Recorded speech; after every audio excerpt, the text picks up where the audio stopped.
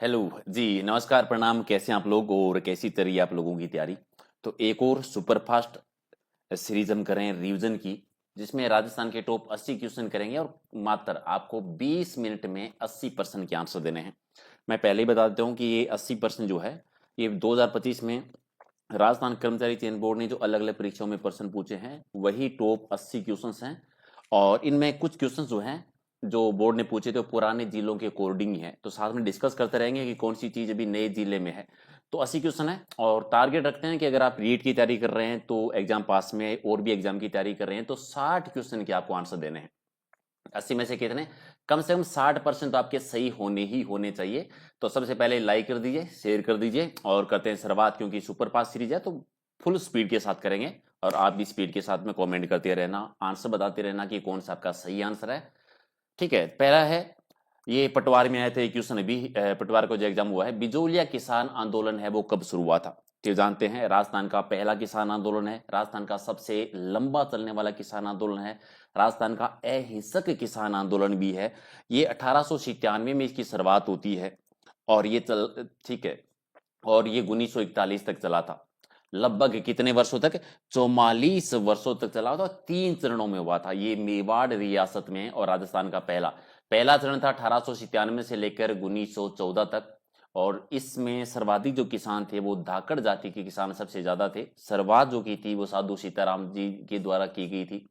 ठीक है, दूसरा हुआ था 1914 से 23 के बीच में। इसकी जो नेतृत्व किया था वो विजय सिंह पथिक ने किया था, जिनका वास्तविक नाम था भूप सिंह जी था। इनका एक और क्वेश्चन मोस्ट इंपोर्टेंट याद रखिए, उन्होंने बिजोलिया किसान पंचायत की स्थापना की थी। इसका क्वेश्चन भी आता है कि बिजोलिया किसान पंचायत की स्थापना किस किसान आंदोलन में हुई थी या किसने की थी? तो विजय सिंह पथिक जी के द्वारा की गई थी। और एक समाचार पत्र का नाम याद रहे, प्रताप समाचार पत्र। ठीक है, प्रताप समाचार पत्र है जो मोस्ट इंपोर्टेंट है। और संपादित किया जाता है, कमेंट करके बता देना, क्योंकि राष्ट्रीय स्तर पर जो बिजोलिया किसान आंदोलन को जो पहचान दिलाई थी वो समाचार पत्र ने ही दिलाई थी। और तीसरा था 1923 से 41 तक, जिसे माणिकलाल वर्मा जी, जमनालाल बजाज जी, हरिबाऊ जी जो है जुड़ गए थे। अगला है कि ब्लू पोट्री जो है वो राजस्थान के किस स्थान की पारंपरिक शिल्प है? या ब्लू पोट्री राजस्थान में कहाँ की प्रसिद्ध है? तो आप जानते हैं ब्लू पोट्री जो है ये राजस्थान में जयपुर की। लेकिन पोट्री के नाम से ना अलग अलग क्वेश्चन आते हैं, थोड़ा सा स्पीड के साथ में रिवीजन कर लो। ब्लू पोट्री प्रसिद्ध है जयपुर की। कागजी पोट्री जो है ये अलवर की प्रसिद्ध है। ब्लैक पोट्री जो है कोटा की और सवाई माधोपुर की है, इसका क्वेश्चन भी आ चुका है। सुनहरी पोट्री है वो बीकानेर की प्रसिद्ध है। टेराकोटा पोट्री है मोलेला गांव की प्रसिद्ध है, मोलेला राजस्थान में। और पोकरण पोट्री जो है ये पोकरण जैसलमेर की प्रसिद्ध है। बाड़मेर प्रिंट अपने बोल्ड ज्यामितीय पैटर्न के लिए जाना जाता है, उन्हें क्या कहा जाता है? देखो दो क्वेश्चन आता है, एक तो ये कि बाड़मेरी प्रिंट है वो किस प्रिंट को, अजरक प्रिंट को कहा जाता है। दूसरा है कि किस प्रिंट में ज्यामितीय पैटर्न बनाया जाता है, ज्यामितीय आकृतियां बनाई जाती है, तो अजरक प्रिंट में। ये बाड़मेर में, लेकिन वर्तमान में ये जो है बांसवाड़ा वाले जिले में आती है। तो राइट आंसर आपका डी है। अगला है कि राजस्थान में कपिल मुनि का मेला जो है वो कहां पर बढ़ता है? तो आसान सा है, सारे के सारे जानते हैं कपिल मुनि का मेला कहां पर बढ़ता है। तो बीकानेर के कोलायत में है। कार्तिक पूर्णिमा को मेले का इसका आयोजन किया जाता है। जब पुष्कर का मेला भी बढ़ता है उसी टाइम पर, सावा का मेला भी इसी टाइम पर बढ़ता है। तो सी आपका सही है। तेरह ताली नृत्य का संबंध है वो किस जनजाति से है? तेरह ताली नृत्य आप सभी जानते हैं कि रामदेव जी के मेले में तेरह ताली नृत्य किया जाता है और कामड़ जाति की महिलाओं के द्वारा ये नृत्य किया जाता है, महिला प्रधान नृत्य है। डी है वो आपका सही आंसर है। आप कमेंट करके बताओ कि तेरह ताली नृत्य के जो प्रमुख डांसर है वो कौन है, या इस नृत्य के जनक कौन माने जाते हैं, कमेंट करके बता देना। राजस्थान लोक सेवा आयोग के अध्यक्ष की नियुक्ति किसके द्वारा की जाती है? कल ये क्वेश्चन हमने किसी वजह से गलत कर दिया था, लेकिन आज चलो पहले बताओ कि राजस्थान लोक सेवा आयोग के अध्यक्ष की जो नियुक्ति होती है वो किसके द्वारा की जाती है? ठीक है, तो ये अब अनुच्छेद जानते हैं, अनुच्छेद भी याद रखना, रिवीजन हो जाएगा। 316 अनुच्छेद है, उसके अकॉर्डिंग इसकी नियुक्ति जो है वो राज्यपाल जी के द्वारा की जाती है। और वर्तमान में राजस्थान के जो लोक सेवा आयोग के अध्यक्ष हैं वो रंजन साहू है, उत्कल रंजन साहू जी हैं। तो राइट आंसर डी है। राजस्थान राज्य मानवाधिकार आयोग में टोटल कितने अध्यक्ष और सदस्य होते हैं? देखो 1993 में स्थापना हुई थी, तब एक अध्यक्ष और 4 सदस्य हुआ करते थे। लेकिन बाद में 2006 में इसमें बदलाव हो गया था, अभी एक अध्यक्ष और 2 सदस्य होते हैं। और आपको कमेंट करके एक आंसर देना है कि वर्तमान में राजस्थान राज्य मानवाधिकार आयोग के अध्यक्ष कौन है, कमेंट कर देना। उच्च न्यायालय के न्यायाधीश की नियुक्ति किसके द्वारा की जाती है? अनुच्छेद आपको याद ही होगा, अनुच्छेद 217 के अकॉर्डिंग जो है भारत के मुख्य न्यायाधीश और राज्यों के मुख्य न्यायाधीश हैं उनकी नियुक्ति राष्ट्रपति जी के द्वारा की जाती है। और राजस्थान तो वर्तमान में जो मुख्य न्यायाधीश हैं, जो कार्यवाहक हैं, वो संजीव प्रकाश शर्मा जी हैं। पहले के आसराम थे, उनका स्थान लिया है। आप मुझे ये कमेंट करके बताओ कि भी राजस्थान उच्च न्यायालय के जो मुख्य न्यायाधीश हैं संजीव शर्मा जी हैं, वो राजस्थान के कौन से नंबर के कार्यवाहक हैं, कमेंट कर देना। ओके, राजस्थान में लांगुरिया गीत जो है वो किस देवी देवता से संबंधित है? देखो, लांगुरिया गीत भी होता है, लांगुरिया नृत्य भी होता है, केला देवी के मेले में किया जाता है, करौली में इसका मेला बढ़ता है। तो लांगुरिया गीत भी है और लांगुरिया नृत्य भी होता है, दोनों याद रखना। राजपूतों की उत्पत्ति जो है वो अग्निकुंड सिद्धांत से किसने प्रतिपादित किया था? यानी किसने कहा था कि राजपूतों की जो उत्पत्ति हुई है वो अग्निकुंड से हुई है। 4 राजपूत जाति आप जानते हैं। तो चंद्रप्रदायी जो है उनका एक ग्रंथ है बहुत ही प्रसिद्ध, पृथ्वीराज रासो, उनमें इन्होंने ये लिखा था या प्रतिपादन किया था। और पृथ्वीराज चंद्रप्रदायी जो है पृथ्वीराज चौहान तृतीय के टाइम पर लिखा था, याद होगा। अच्छा, एक ऐसा ही बहुत प्रसिद्ध ग्रंथ है पृथ्वीराज विजय, आप कमेंट करके बताओ किसने लिखा था।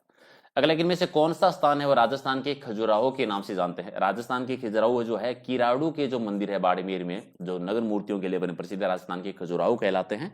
अच्छा, 2 क्वेश्चन कमेंट करके आप जरूर बताना, एक मेवाड़ का खजुराहो किसे कहते हैं और हाड़ौती का खजुराहो जो है किसे कहा जाता है, कमेंट कर देना। अगला कि जैसलमेर में सबसे बड़ी और सबसे सुंदर नक्काशीदार हवेली कौन सी है? तो आसान सा है, सारे जानते हैं। नक्काशीदार हवेली जो है वो कौन सी है? पटवों की हवेली आती है। कौन सी है? पटवों की हवेली आती है, राइट आंसर भी है। ओके, राजस्थान के किस झील का नाम बदलकर जो है वरुण सागर झील रख दिया है?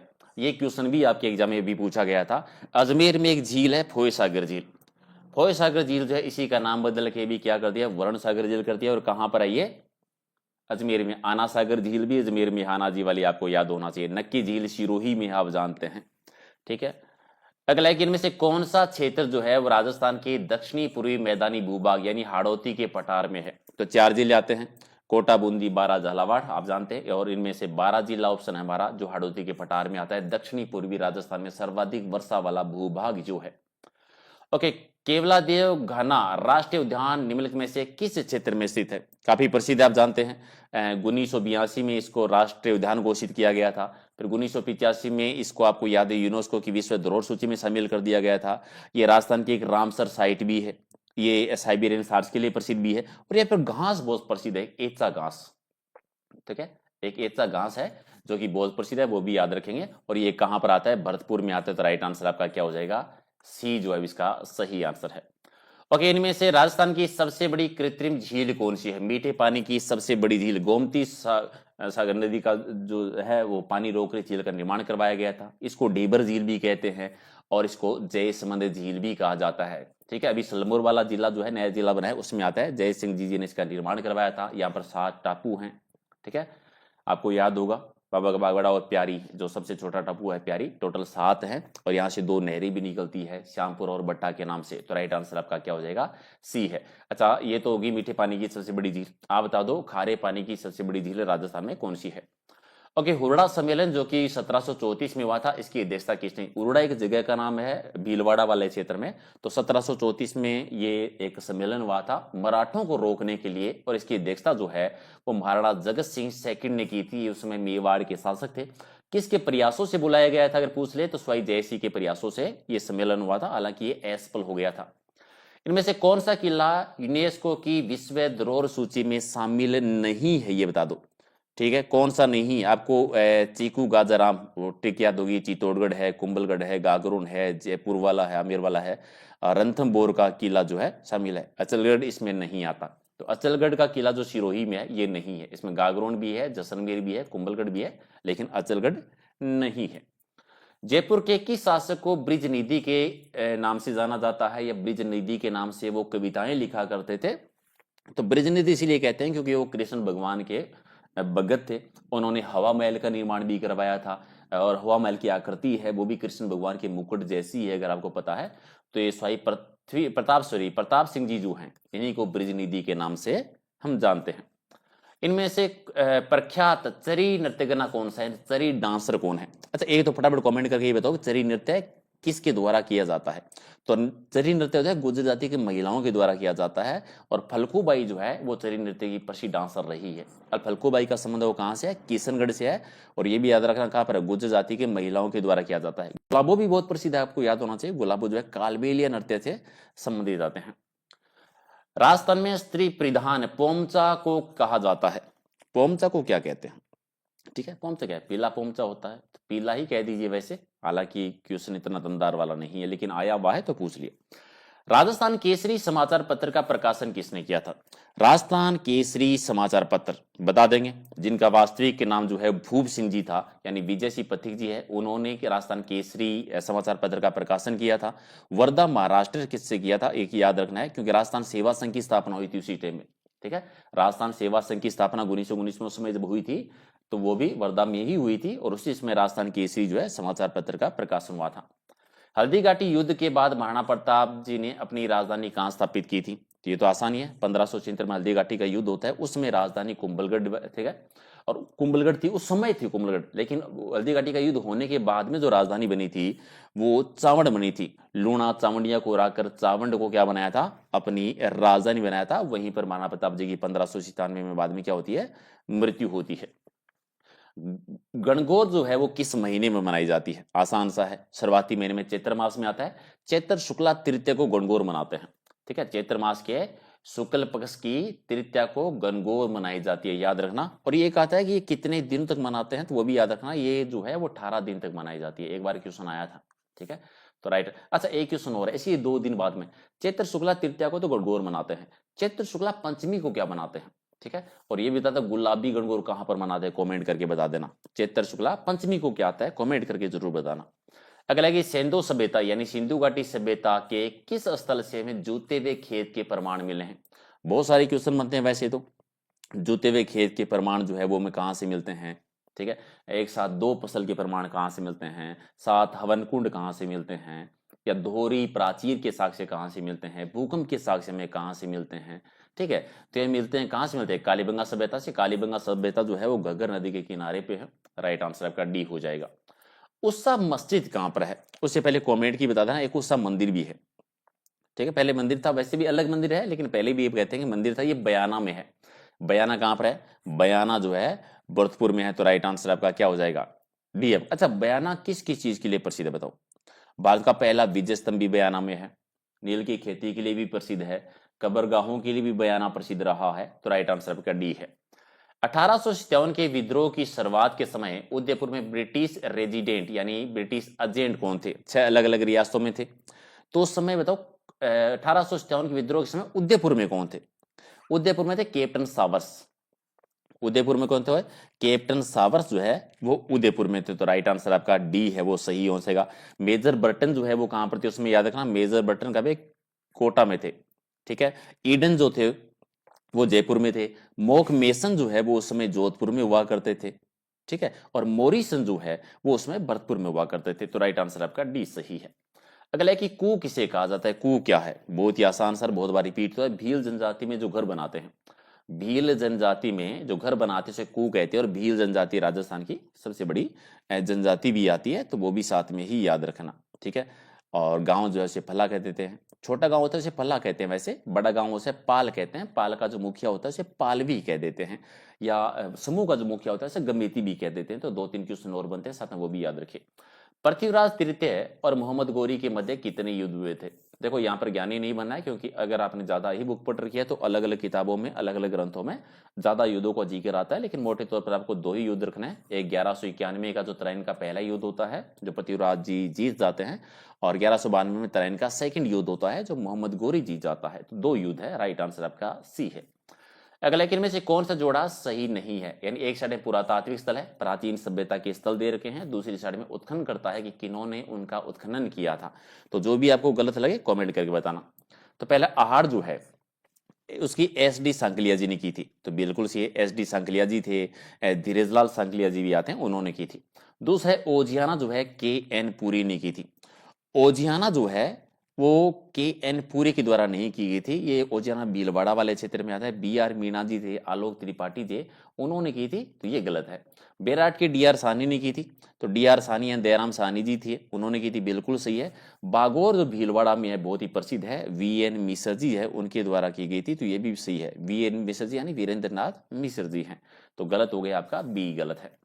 लोक देवता गोगा जी है, वो किस शासक के समकालीन थे? गोगो जी महाराज आप जानते हैं, जिनको जहां पीर भी कहते हैं, यानी जिंदा पीर भी कहा जाता है। ये नाम किसने दिया था? मोहम्मद गजनवी ने ही दिया था। जब उनके साथ उन्होंने युद्ध लड़ा था, तो उनकी बहादुरी को देखकर महमूद गजनवी ने ही उनको जहां पीर यानी जिंदा पीर है, तो जहां पीर किसे कहते हैं? गोगो जी महाराज को ही कहते हैं। किसके समकालीन थे? तो ये महमूद गजनवी के समकालीन थे। राइट आंसर सी है। ओके, राजस्थान में सीताबाड़ी का मेला जो है वो कहाँ पर? शहरिया जनजाति का सबसे बड़ा मेला है वैसे ये, तो गलत आपका होना नहीं चाहिए। कहाँ पर बढ़ता है? केलवाड़ा में बढ़ता है, बारा वाले क्षेत्र में। कहाँ पर है? बारा जिले में है, और शहरिया जनजाति वहां पर सबसे ज्यादा रहती है। शहरिया जनजाति का ये कुंभ कहलाता है, और शहरी जनजाति का सबसे बड़ा मेला भी है। अगर आप इसको थोड़ा सा और डिटेल में अगर बताना चाहें तो कमेंट करके जरूर ये बता दीजिए कि सीताबाड़ी का मेला जो है कब बढ़ता है, ज्येष्ठ अमावस्या को बढ़ता है या किसी और तिथि को? कमेंट करके जरूर बताइए। चलो, अधोलिखित यानी निम्नलिखित वाद्य यंत्र का प्रकार और वाद्य यंत्र है जो असंगत है यानी गलत है, जो असुमिलित है, वो बता दीजिए। अलग अलग वाद्य यंत्र दे रखे हैं और सामने दे रखा है कि वाद्य यंत्र किस प्रकार का है। पहला है कि सुशीर वाद्य यंत्र है अलगोजा। बताओ, सुशीर वाद्य यंत्र है फूंक मारकर जिनको बजाते हैं, अलगोजा हो गई, सहनाई है, ये सही है। तत्वाद्य यंत्र यानी जिनमें तार होता है, तो तत्वाद्य एक तारा है, जैसे रावण होता है, तो ये भी सही है। घन वाद्य यंत्र जिसमें खड़ताल आता है, ठीक है। घन वाद्य यंत्र जो धातु या लकड़ी के जो बने होते हैं, जिनसे टकराने से जो है आवाज निकलती है, जैसे खड़ताल है, मंजीरा है, तो ये सारे सही हैं। अवनद वाद्य यंत्र है जंतर, ये गलत है। अवनद वाद्य यंत्र यानी चमड़े के बड़े जो होते हैं, जैसे ढोल है, नगाड़ा है, वो होते हैं, तो जंतर इसमें नहीं आता। गलत क्या है? जंतर, डी आपका सही है। ओके, नेजा, जम्मा या रिखिया ये किस स्थानीय लोक देवता से संबंधित है? नेजा, जम्मा, रिखिया है, ये रामदेव जी से संबंधित है। क्यों समझे बताओ? नेजा क्या होता है आप समझ जाते हैं। नेजा जो है वो रामदेव जी के मंदिर की जो ध्वजा होती है 5 रंग की, उसे नेजा कहते हैं। जम्मा जो जागरण दिया जाता है रात्रि को रामदेव जी के भक्तों के द्वारा, उसे जम्मा कहते हैं। रिखिया आप जानते हैं रामदेव जी के जो मेघवाल जाति के जो भगत होते हैं ना, उन्हें रखिया कहा जाता है, रिखिया कहा जाता है, तो रामदेव जी से संबंधित है। एक आपका सही है। चलिए, इनमें से कौन सा एक राजस्थान का मंदिर है वो सुमिलित नहीं है? कौन सा मंदिर सही नहीं? तो बारा देवरा का मंदिर है भीलवाड़ा में, ठीक है, ये जहाजपुर वाले क्षेत्र में आता है। बारा देवरा का मंदिर भीलवाड़ा में है, तो सही है। सूर्य मंदिर है ये झालापाटन, झालापाटन घंटियों का शहर कहते हैं, ये झालावाड़ में है। 7 सहेलियों का मंदिर भी इसी को कहते हैं, सही है। करणी माता का मंदिर आप जानते हैं, बीकानेर के राठौड़ों की कुल देवी रही है, चूहों वाली देवी जिन्हें कहा जाता है, ठीक है। सफेद चूहे को काबा कह देते हैं वहां पर, तो ये भी से बीकानेर में ही है। फिर जगह श्रोमणी का मंदिर, ठीक है, जगत श्रोमणी का मंदिर है, ये आमेर में है, उदयपुर में है। जगत श्रोमणी का मंदिर आमेर जयपुर में है, ये उदयपुर में नहीं है। जगदीश जी का मंदिर उदयपुर में है, तो गलत हो गया आपका, डी गलत है। ओके, नथमल की हवेली और सलीम सिंह की हवेली कहां पर है? चलिए, बिल्कुल आसान सा है, ये तो जैसलमेर में ही है, बता देंगे। नथमल की हवेली बेरी साल जी ने निर्माण करवाया था। सलीम सिंह की हवेली आपको है, जहां पर मोती महल भी है, जवाहर महल भी है, ठीक है, इसका निर्माण करवाया था, वहां के दीवान थे सलीम सिंह जी, उन्होंने इसका निर्माण करवाया था। अगला, इनमें से किस जिले में अंतर्राष्ट्रीय और अंतर्राज्यीय दोनों रेखा है? यानी एक जिला ऐसा जहां पर अंतर्राष्ट्रीय सीमा भी लगती है, राज्य सीमा भी लगती है, तो आप जानते हैं ये बाड़मेर है। वैसे 2 जिले हैं, बाड़मेर और गंगानगर, क्योंकि गंगानगर के साथ पाकिस्तान की भी लगती है और बाड़मेर के साथ भी पाकिस्तान की लगती है, दूसरे राज्यों की लगती है। तरासान के ऐसे 2 जिले हैं जो अंतर्राष्ट्रीय और अंतर्राज्यीय दोनों सीमा बनाते हैं। ओके, सौरसान घास के मैदान किस जिले में है? सौरसान घास के मैदान राजस्थान के किस जिले में? तो 12 जिले में आते हैं, ठीक है। ये खासतौर से जो गोडावण है, ग्रेट इंडियन बस्टर्ड जो है, उसका प्रजनन क्षेत्र है, तो कहां पर ये? 12 वाले क्षेत्र में है, तो राइट आंसर आपका सी सही है। और इनमें से एक साइड में आपको खनिज दे रखे हैं, दूसरी साइड में कि खनिज का उत्पादन है वो किस जिले में होता है वो दे रखा है, तो एक जोड़ा इसमें सुमिलित नहीं है, यानी गलत है, वो बताना है। देखो, ये जब पेपर दो ना, एग्जाम दो, उसमें याद रखना कि सुमिलित है या सुमिलित नहीं, ये पूछा है। कभी कभी बहुत बड़ा कंफ्यूजन क्रिएट हो जाता है।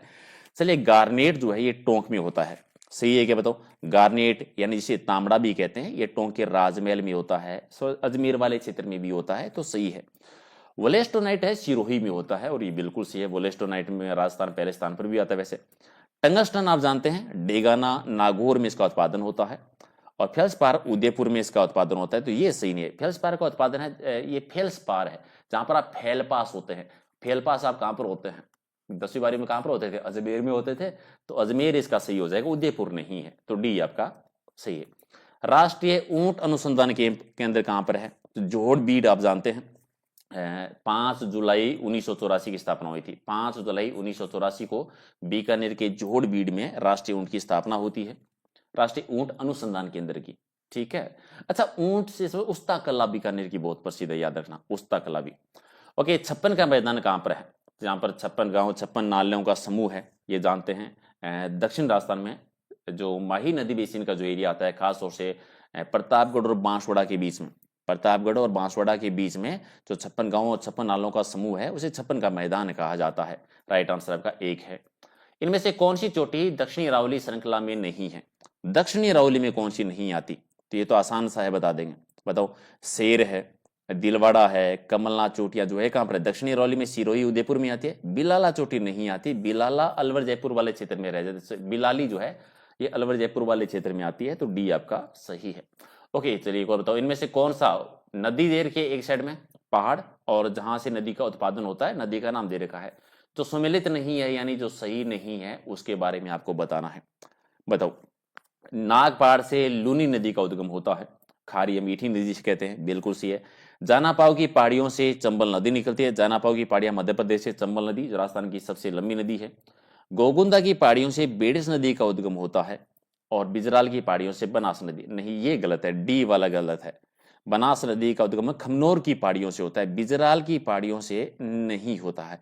अच्छा, आप बताओ, बिजराल की पहाड़ियों से किस नदी का उद्गम होता है? खारी नदी का होता है, किस नदी का होता है? कमेंट करके बताना, क्योंकि बनास नदी जो राजस्थान में पूर्णतः बहने वाली सबसे लंबी नदी है, ये खमनोर की पहाड़ियों से निकलती है। चलिए, एक साइड में आपको संरक्षण रिजर्व क्षेत्र दे रखा है, दूसरी साइड में जिला दे रखा है, जो जोड़ा सही नहीं है यानी सुमेलित नहीं है, कमेंट करके बता दो। ये बहुत इंपॉर्टेंट क्वेश्चन होता है कि एक साथ में आपके 4-4, 5-5 क्वेश्चन है, उनका रिविजन हो जाता है। तो बीड़ क्षेत्र है वो झुंझुनू वाले क्षेत्र में है, सुंदा माता है जालोर और सिरोही वाले क्षेत्र में है, रोटू नागौर में है, और गोंगेलाऊ जो है ये बीकानेर में है। बताओ कौन सा सही है? ये गोंगेलाऊ बीकानेर में नहीं है, गोंगेलाऊ वाला क्षेत्र तो नागौर वाले एरिया में आता ना। ठीक है, नागौर वाले क्षेत्र में, तो डी हो जाएगा सही आंसर। ओके, राजस्थान में राज्य की जो पहली वन नीति, जो प्रथम वन नीति की घोषणा की गई थी, कब की गई थी? तो ये तो 2010 का है, बहुत बार रिपीट हुआ है। और राजस्थान के किस जिले में पीएम वाणी योजना का शुभारंभ हुआ था? क्षेत्र यानी प्रतापगढ़ से हुआ था।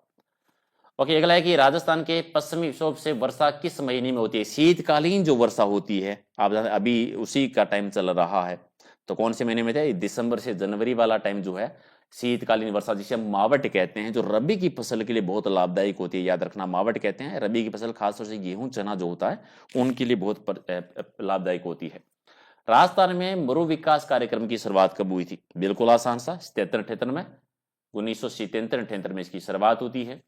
ओके, कौन सा समूह सम्मिलित नहीं है? वागड़ क्षेत्र कहते हैं डूंगरपुर बांसवाड़ा वाले एरिया को, सही है क्या? वागड़ क्षेत्र जो है ये डूंगरपुर बांसवाड़ा का भूभाग है, उसी को कहते हैं। वहां पर वागड़ी बोली भी बोली जाती है।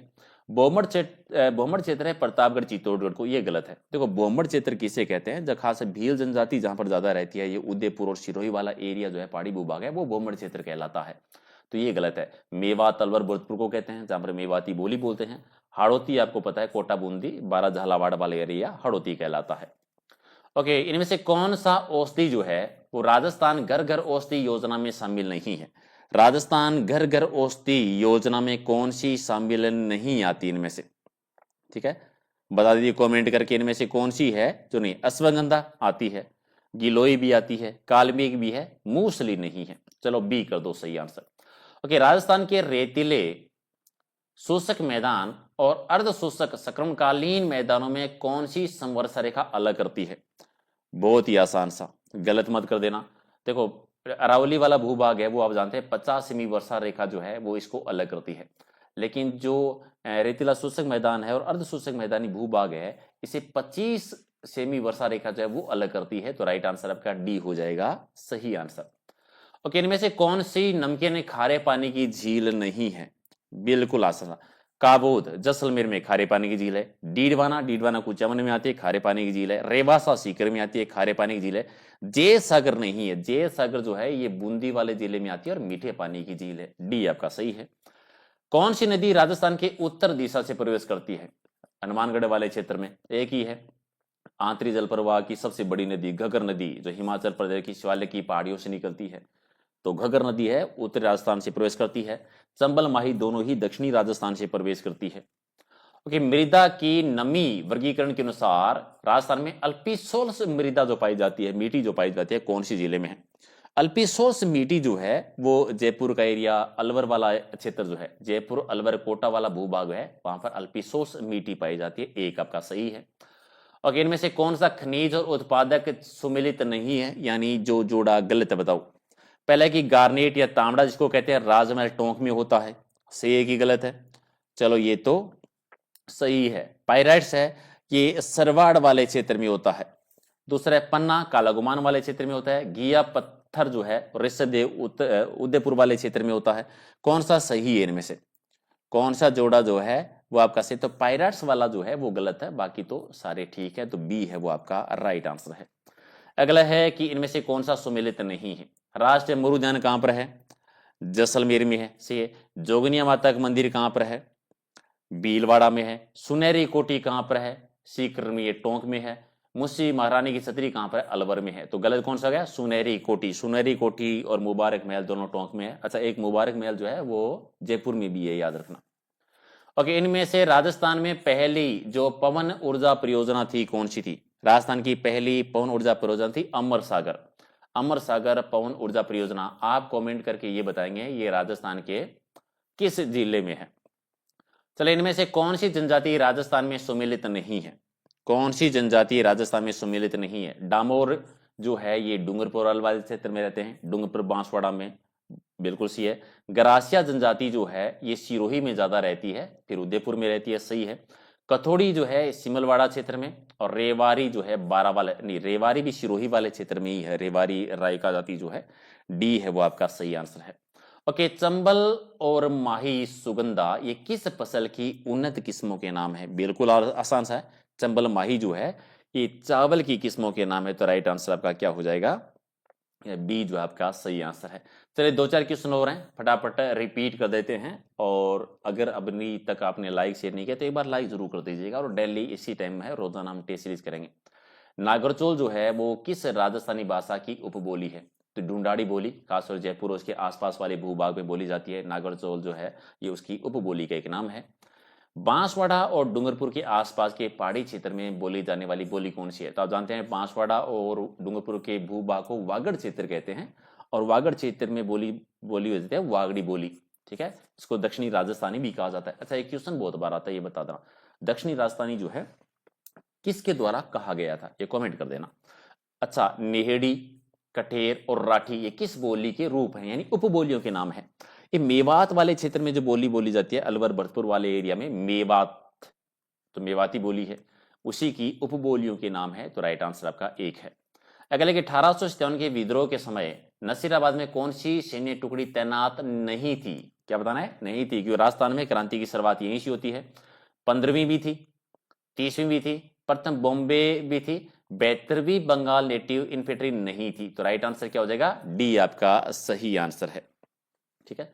ओके, अगला एक, इनमें से किसने राजस्थान में कोटा में 1857 की क्रांति का नेतृत्व किया था? अच्छा, एक तो ये बताओ कि कोटा में क्रांति हुई कब थी, क्योंकि सबसे ज्यादा सशक्त क्रांति जो हुई थी वो कोटा में हुई थी। मेहराब खां जी थे, जयदयाल जी भी थे, तो मेहराब खां जी राइट आंसर आपका बी है। राम सिंह जी कोटा में उसमें शासक हुआ करते थे। कोटा, नाथद्वारा और कांकरोली में किस पंथ की पीठ है? तो आप सभी जानते हैं गौड़ीय, सॉरी वल्लभ संप्रदाय की पीठ है। किसकी? वल्लभ संप्रदाय की पीठ है, डी आपका सही है। ओके, निम्नलिखित में से महत्वपूर्ण संत पीपाजी मूल रूप से किस स्थान से थे? संत पीपाजी का सम था गागरोन से। गागरोन दुर्ग आपको पता है किस जिले में? कमेंट कर बताओ, बहुत इंपॉर्टेंट है। दर्जी समुदाय के आराध्य देव जिनको मानते हैं। संत पीपाजी पहले शासक हुआ करते थे, फिर संत बने थे, गागरोन से संबंधित है।